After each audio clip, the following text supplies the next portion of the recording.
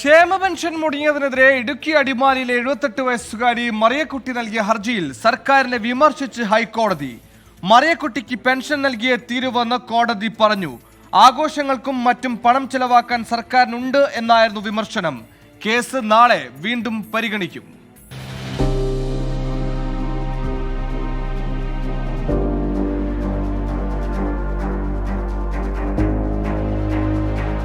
രൂക്ഷ വിമർശനമാണ് സർക്കാരിനെതിരെ ജസ്റ്റിസ് ദേവൻ രാമേന്ദ്രൻ നടത്തിയത്.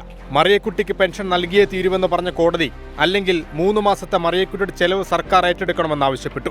മറ്റു കാര്യങ്ങൾക്ക് പണം ചെലവാക്കാൻ സർക്കാരിനുണ്ട്.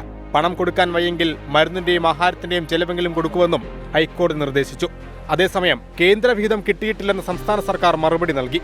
ക്രിസ്മസിന് പെൻഷൻ ചോദിച്ചു വന്നത് നിസ്സാരമായി കാണാനാവില്ലെന്നും 1600 രൂപയല്ലേ ചോദിക്കുന്നുള്ളൂവെന്നും കോടതി തിരിച്ചടിച്ചു. സർക്കാരിന്റെ കയ്യിൽ പണമില്ലെന്ന് പറയരുതെന്നും ഏതെങ്കിലും ഫെസ്റ്റിവൽസ് വേണ്ട എന്ന് വെക്കുന്നുണ്ടോ എന്നും കോടതി ചോദിച്ചു. കോടതിക്ക് പൗരന്റെ ഒപ്പം നിന്നേ പറ്റൂ.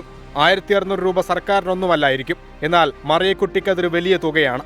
ഹർജി പരിഗണിക്കുന്ന നാളത്തേക്ക് മാറ്റിയ കോടതി സർക്കാർ ക്രിസ്മസ് സീസണാണെന്ന് ഓർക്കണമെന്നും സർക്കാരിനോട് ചൂണ്ടിക്കാണിച്ചു. 24 കൊച്ചി.